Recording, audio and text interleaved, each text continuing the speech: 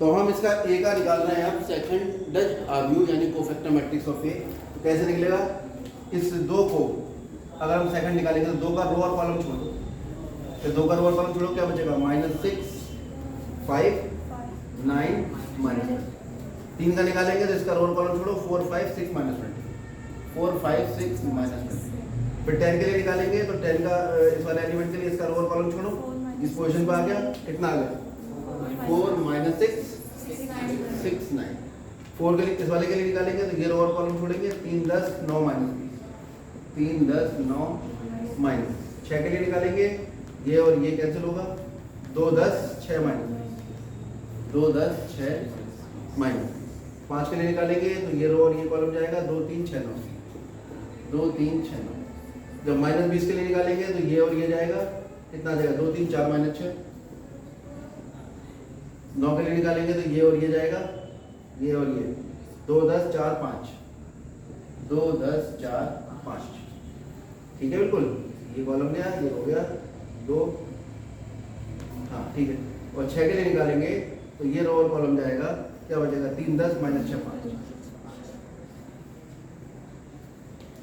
देखो कहीं कोई गलती हो रही है, आराम से देख लो, एक बार और चेक कर लो।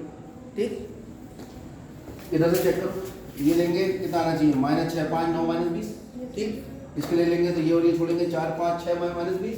इसके लिए लेंगे तो 4 -6 6 9, बिल्कुल ठीक। इसके लिए लेंगे तो ये और ये जाएगा, 3 10 9 -20, बिल्कुल ठीक। इसके लिए लेंगे दूसरे वाले के लिए ये और ये जाएगा, ये और ये 2 10 6 -20। ठीक, तीसरे वाले के लिए नहीं है, ये और ये गया 2 3 6 9।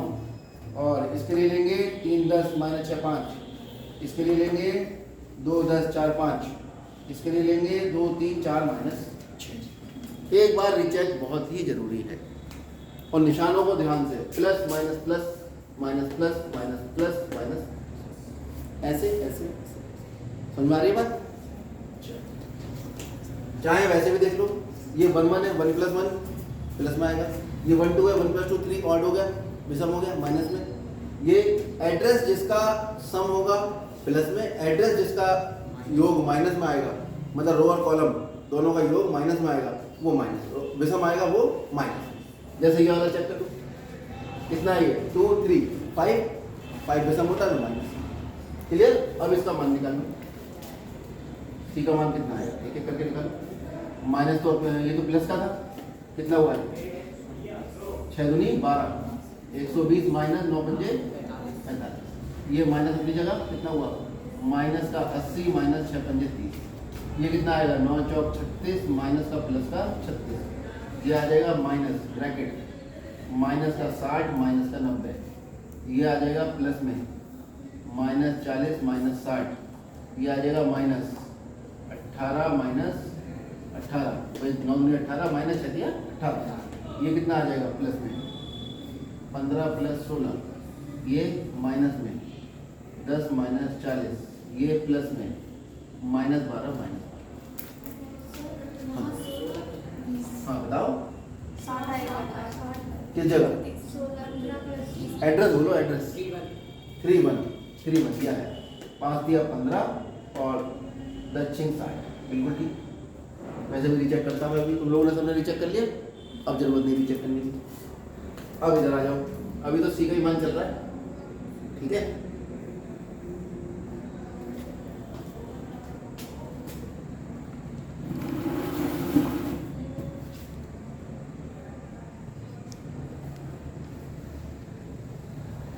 चलिए सी का मान निकालते हैं, कितना आ गया सी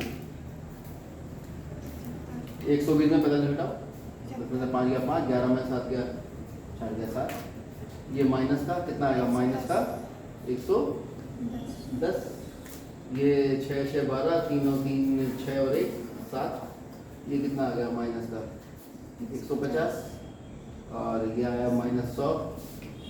ये आ गया -18 -0। ये आ गया 75। ये आ गया माइनस का -30। और ये आ गया माइनस का 24। सी का मान फाइनली हमारे पास जो निकला वो निकला 75, 75, 110 -100 + 30, 72 0 -24, अब क्या निकालेंगे? एडजॉइनिंग क्या होता है? कोफैक्टर मैट्रिक्स का ट्रांसपोज, यानी सी का ट्रांसपोज कर दो 75 रो को कॉलम, मतलब ये पहला कॉलम पहली रो बन जाएगा, दूसरा कॉलम दूसरी रो बन जाएगा और तीसरा कॉलम तीसरी रो बन जाएगा। स्तंभ को पंक्ति बना देते हैं, पंक्ति को स्तंभ बना देते हैं। ऐसे समझ लो ये पूरी पंक्ति ऐसे स्तंभ बना दो, हर तरह से बच्चा करता है। ये निकला है, एडजॉइनिंग निकला है। अब डिटर्मिनेंट ऑफ तो निकालेंगे, यहाँ पर ए का डिटर्मिनेंट ऑफ निकाल लो, यहाँ निकाल लेते हैं। कहाँ निकाल? ये निकाल लो, बहुत जगह है। चलो अब निकाल लेते हैं ए का डिटर्मिनेंट कितना आएगा? 2 गुणा यही आएगा, ये वाला है ना, तो ये और ये जाएगा तो 6 दूनी ये 120 माइनस 45, यही आएगा 120 माइनस 45 कितना आया था ये? 75। फिर से दूसरे वाले को माइनस लगाते हैं, -3 गुणा 3 का कोफैक्टर कितना आया? ये वाला निकल गया, कितना आया? 110। ये चलो कर लेते, कोई दिक्कत नहीं। 3 के लिए ये रो और ये कॉलम गया, कितना हुआ? -80 माइनस ये रो और ये कॉलम गया, तो रुक जाओ एक मिनट देख लेते हैं। हाँ ये 80 माइनस 6 पंजे 30, तीसरा कौन है फिर? 10 गुणा 10 के लिए रो और कॉलम ले लो, ये और ये गया 4 36 माइनस प्लस हो जाएगा, कितना आ गया? 150। ये कितना आया? माइनस का 110 प्लस का 11 33 330 प्लस 36 36 72 720, कितना आ गया? अरे बढ़ा रहा है तो 0, 5 और 3 8 और 2 10 और 7 3 10 और 1 11 और 1 8, जो 0 के बराबर नहीं। इसका मतलब इसका इन्वर्स संभव है। ठीक, तो डिटर्मिनेंट ए निकला है, ए इन्वर्स निकाल दो, कितना होता है? 1/a into 1/1200। एडजॉइनिंग कितना आया? 75 110 72 150 माइनस 100 0 75 30 माइनस 22। ये वाला सेट पैदा कर रहा है 110। कहाँ से आया ये? यहाँ से। ये 110 कहाँ से आया? यहाँ से। ये कहाँ से आया? यहाँ से। तो ये यहाँ से आया, कितना हुआ? 80 और 60 114 आ रहा है। 110 कैसे हो गए? ये देखो ना, 3 के लिए जब लिखोगे तो ये और ये छोड़ोगे तो क्या बचेगा? 4 5 6 माइनस 20, 4 5 6 माइनस 20, 4 दूनी 8 6 पंजे 30, सही तो आ रहा है। ठीक, तो ए इनवर्स कितना निकल आया हमारे पास? ये निकल आया। अभी कुछ मत करो इसे। अब तो क्योंकि हमें मालूम है क्या होता है, h बराबर ए इनवर्स बी, यानी 1/1200, तो ऐसे लिखा रहेंगे, ए इनवर्स लिखो। हो सकता है सही हो, अभी कुछ नहीं कह सकते, शक कर सकते हो, शक करने से कौन नहीं रोक सकते। क्या है बी? 4 1, कितना है? 4 करिए वो इधर कर लेते हैं। तो x बराबर आ रहा है 1/1200, करिए इसकी गुणा इससे होगी तो पहला एलिमेंट आ जाएगा। इसका ऑर्डर कितना है? 3/1। इसका कितना है? 3/1। तो जो आएगा मैट्रिक्स वो 3/1 का आएगा, यानी उसमें 3 रो होंगी और 1 कॉलम होगा। ठीक है, इसका मतलब कॉलम मैट्रिक्स ही होगा कुल मिला। करिए A11 आएगा, पहले एलिमेंट की पहली रो से गुणा करोगे, 75 चौक कितना आ जाएगा? लिख लो, प्लस 150 इंटू 1 प्लस 75 इंटू, अगला कैसा आएगा?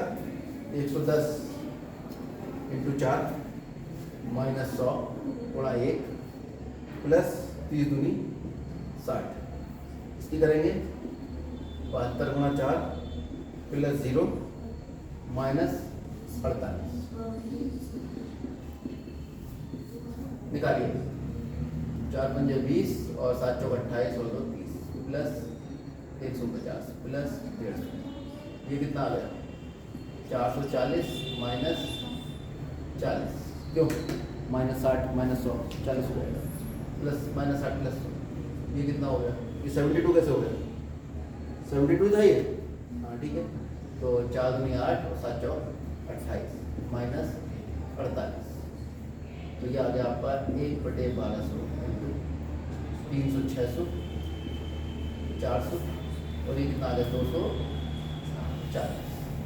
अब इसको अंदर आप गुणा दो तो प्रत्येक अवयव को गुणा करेगा जाके कितना जाएगा 1/2, फिर 4/1200 कितना हुआ 1/3 और फिर हो गया 24 240/1200 0 0 कटेगा और लिख के देखो ये अंदर गुणा करेगा, सबको गुणा कर दो, कंफ्यूजन खत्म करो।